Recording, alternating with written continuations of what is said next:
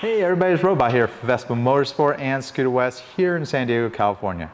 If you're looking for parts and accessories for your BV400 or BV350, because most of these steps actually also apply to the BV350 that started in 2013 all the way to this new BV400 starting in 2022. I'm going to show you how to change that rear tire. Just need some basic tools. I'll tell you what tools are needed. I'm not going to show you how to actually pull the tire off the rim or how to balance the wheel when it's done. There's plenty of other videos for that, including videos on our own channel. I would recommend taking it to a shop that specializes in changing out tires. Even some car automotive shops may be able to handle installing a tire on a rim. So let me show you those tools needed and we'll get this wheel off. All right, let me show you all the tools needed to successfully remove the wheel, the rear wheel that is, from your BV400. You need a hammer, that's all you need, just a hammer. This is a machinist hammer. It's gonna be pretty helpful when you're gonna be tapping this axle shaft off to separate the swing arm. I tend to like to use some power tools, so I got a insert bit screwdriver. I got a ratchet here. Not needed, you can use hand tools. You'll have a better feel with hand tools like I normally would use on the videos. A T25 and a T30 Torx driver, and they happen to be the ones that are inserts for this driver. You're gonna need two different sizes of the Allen fastener for preferably ones that go on the end of a socket, a 6mm and an 8mm.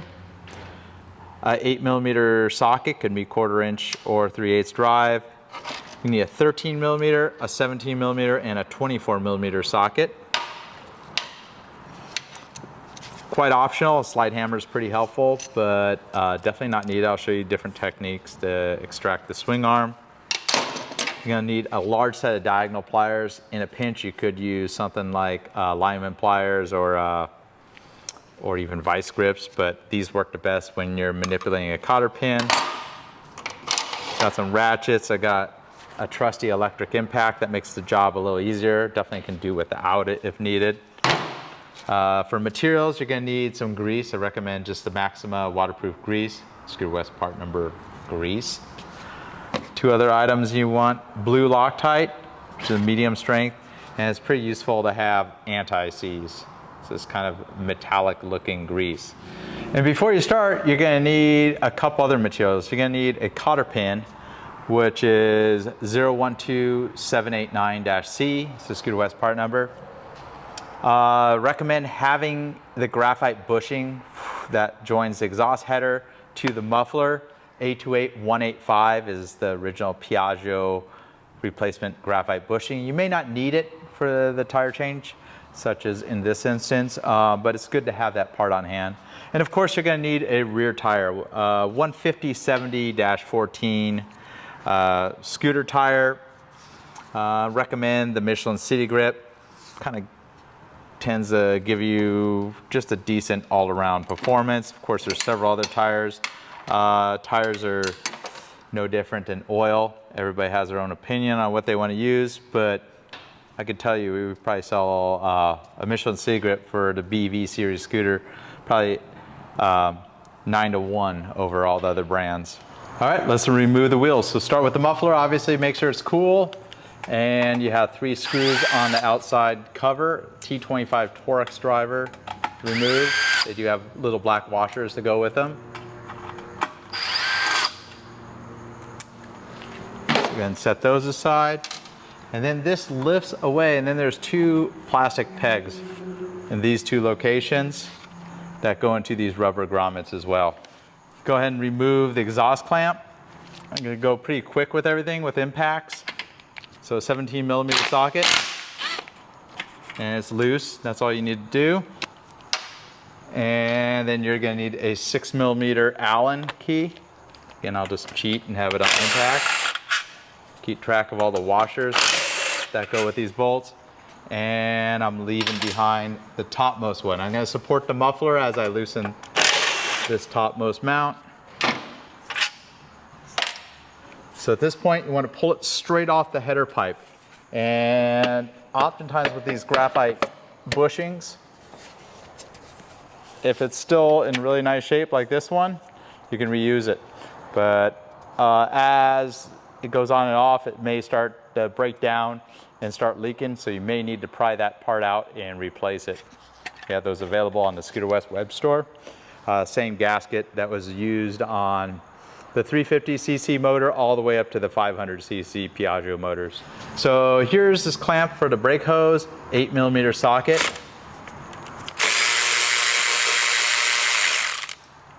Go ahead and get that out of the way.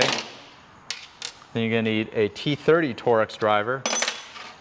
There's 2 fasteners for the mud flap on the right side.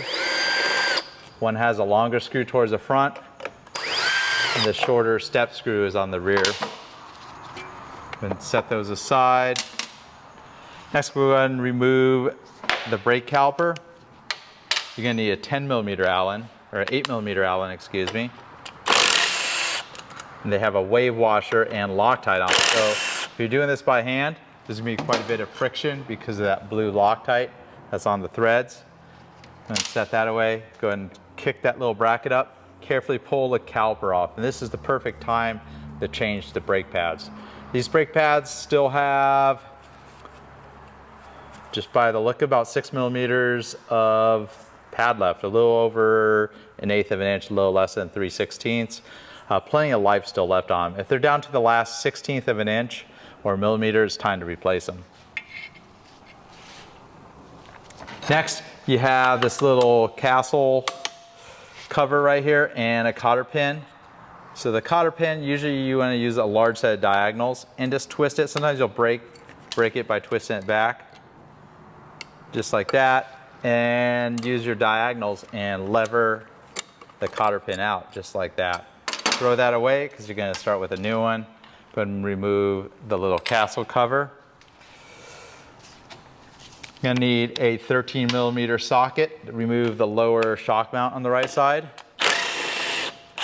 And again, this will have Loctite on as well. Now you're going to have a pair of 8mm bolts that need a 6mm Allen key. And they have their own unique lock washer and flat washer combination. So make sure you keep those separate from your muffler fasteners because they're similar length but a different style. So you can see the shock kind of moves out of the way. And if you're wondering how to take this off, well, you could of course use something like this. If you're just going to do it by hand, you could put a 24mm socket on a large ratchet or even a combination wrench. And you're wondering how to stop this. You could carefully take a large flat bladed screwdriver and stick it in one of the inner disc brake holes, just like that. And you'd probably still want to leave that bolted up, and you could actually break this free. Another option is actually leave the brake caliper in place, and you can have a partner hold the brake, the rear brake, and that will work just as well. So once you have this loose, spin that off. Of course, if you have electric or air impact, that makes it nice and easy. Go ahead and spin this nut off. Then there's a spacer. Don't forget about the spacer. It's on the outside. At this point, we're gonna go ahead and pull the swing arm off. And it's not gonna wanna come off too easy. If that's the case, you can go from the backside with a brass punch, or you can use something like a slide hammer. I don't expect everybody to have something like this, but something like this, it pretty much puts like kind of the reverse of a hammer action on this carrier. And sometimes you could rock it off. Another option is to actually tap this as you're putting pressure to pull it. On the GTS, we do make a tool that will pull these off, the swing arm puller tool. But this is doing the trick just as well. Obviously, the more rust on there, the harder this can be to pull off the bearing.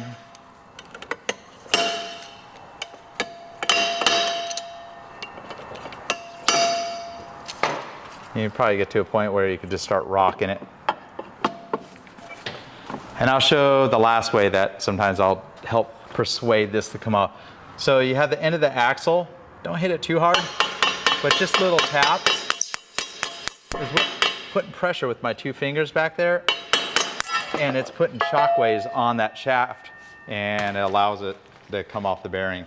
You may want to use some emery cloth and clean out the inside of that bearing. Yeah, one more spacer. Go and remove that and clean it. And at this point, we can remove the tire, or the whole wheel assembly, that is. The speed sensor is on the back side, so just go ahead and pull the brake off. The brake disc, if it's high miles, does have a minimum thickness that you may want to measure. 4.5 millimeters it states on the rotor itself. And carefully lift this, and you may want to even have a partner take the shock out of the way. And I'm not going to show how to change the tire. As you can see, there's a new tire. I just went through the exercise to remove the rim. I'd recommend taking it to a shop that has a tire mounting equipment along with a balancing equipment. You see there's wheel weights on the inside. It's pretty important to balance these wheels. The size on this tire is a 150/70/14 Michelin City Grip 2 scooter tire. And before you put it all back together, you're gonna clean the shaft. If there's any rust on it, it may be an ideal time to take some emery cloth to this. Over time, these splines do wear out, especially if you don't re-grease them. So something like this Maxima waterproof grease. Don't want to get too crazy with it because it will fling onto the wheel if you get a little overzealous with the greasing, but just a little bit on the splines all the way around. And once you have your balanced wheel, go ahead and install it. And as you can see, the scooter's on its center stand right here. That's the ideal position to remove the rear tire. It's pretty handy for a do-it-yourself mechanic as well because it supports the scooter. And doing the front, you'll be able to put a scissor jack, a scooter jack in there and lift. And actually you can carefully persuade the scooter in a position to have both wheels off if you need to take both wheels off to a workshop to have the tires changed. If you're a true do-it-yourselfer, there's videos I've even done in the past on how to change a tire on your own with just basic tools. Obviously, you're more likely to do damage to the rim, so just keep that in mind. Get the tire back in here. You're kind of fighting both that fender, the axle, and this mud flap in the shock. So obviously, the goal is not to grind on that powder-coated finish of the wheel, and just get it right up onto the splines and slide it right on. Take your spacer. This is cleaned off and nice. That spacer goes on this side, inside the wheel. Take your swing arm. It's a good time to either put grease, or even better yet, if you have anti-seize, something like this copper compound, you could put a small amount inside that bearing. It will prevent or minimize that shaft from seizing up onto this bearing here. At this point, hold the shock out of the way. Put your swing arm half over that and just go ahead, and sometimes you may need to give it a couple taps, but I find a lot of times you just put the shallow spacer and the nut and you'll be able to pull that back into place. So just use a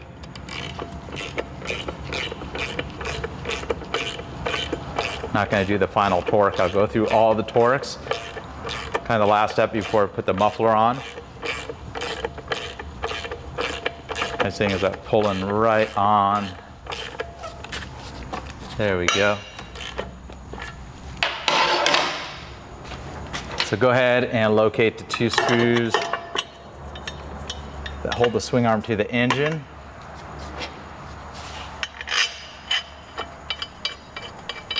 And you can go ahead and tighten those. If you do want to torque them, they're going to be about 16 foot-pounds, or just a kind of a stiff twist of the wrist on a larger driver or ratchet will do the trick. Go ahead and locate the 2 Torx screws, T30, go ahead and reinstall those. And nice and quick with a power tool like this. And now you have your caliper. If you had new brake pads in there, you wouldn't want to clean this whole caliper up. Make sure these sliding pins, you could actually pull this plate out and re-grease this pin right here. This other pin is actually on a rubber bushing. You may need to use a flat blade screwdriver to spread the caliper, especially if you pull the lever while the brakes were off. At this point, you want to take the 2 10mm bolts, put a little dab of blue Loctite on both of these. Pretty critical that they stay in place. And you kind of got to sight that caliper bracket and go ahead and thread these in.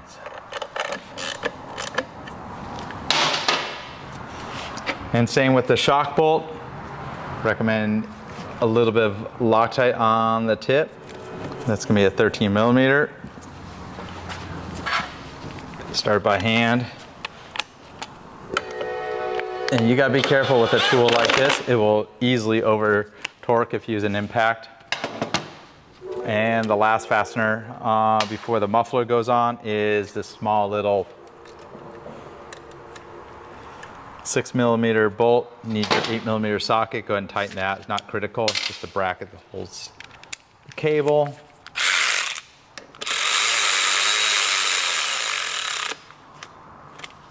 Just like that. Now it's time to go around and torque everything. I'm going to use this old style mechanical torque wrench. It works really well because it's just simple and very easy to set. This only torques and clockwise. So these we're going to torque to about 30 foot-pounds. There we go. And it makes a little click. And we'll go move to that lower shock mount with the 13. Same size as 10mm bolt. And then these ones, you want to set it down to about 16.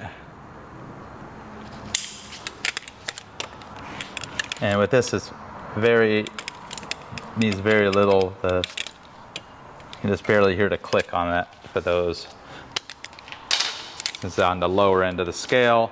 And then set it all the way up to about 80 foot-pounds for this center nut right here. And you may be able to pull the brake. Alternatively, you could put like an insert bit right above the brake caliper. Not gonna hurt the brakes or anything, the brakes. And there we go. So that's the easy way to lock it up. And before we put the muffler on, pretty important you put this little cover on. Go ahead and line it up with the hole on the shaft. 012789C, I think, is a Scooter West part number for the correct size cotter pin. Go ahead and slide it through the hole. And then I like to spin the tire, and I grab the tip of the cotter pin with a diagonal plier. And usually I like to get these little wings in pretty tight so this doesn't snag anybody, or if you're near it, anything. It's pretty hidden behind the muffler. There it is. And before we even put the muffler on, I like to check the feel of the rear brake, give it a couple pulls, make sure it's still stopping. Now it's time to put the muffler on. Slide this right on. Maybe a good idea to also put Loctite or anti-seize on that lower clamp, which I will do actually. Got some miles on the scooter, so I'm holding and supporting the muffler. I slid it onto the header pipe, put the first bolt in, and then we can work onto these lower two bolts. And I'm kind of lifting as I'm tightening these. And I just like to lift the muffler ever so slightly.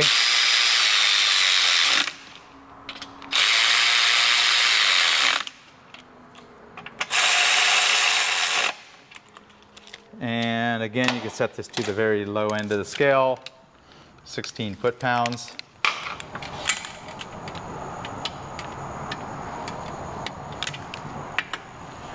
All right. And this bolt, since it operates at pretty high temperature, not a bad idea to spin it out. You can see it's pretty dry looking. Take some of that anti-seize and just go ahead and put it on the threads. And we're gonna have that clamp right at the 6 o'clock position here. There's a torque for this, but I feel like this is, mostly I like to torque these by hand, just kind of get a feel for it. So 17mm socket here. And right about there, it's probably about 25 foot-pounds, somewhere in there. Kind of feel it clamp down. And then we'll put the decorative heat shield cover on. You have all these rubber bushings, make sure they're all intact. They do wear out from the vibration over time. And then you push these two in, so just like that. Little screws in, T25, they just need a little bit of torque, hold them in place. These tend to be a pretty reliable muffler shield. I see a lot of the brands of scooters and muffler shields have a tendency to want to fall off. For some reason, Piaggio did a pretty good job on these.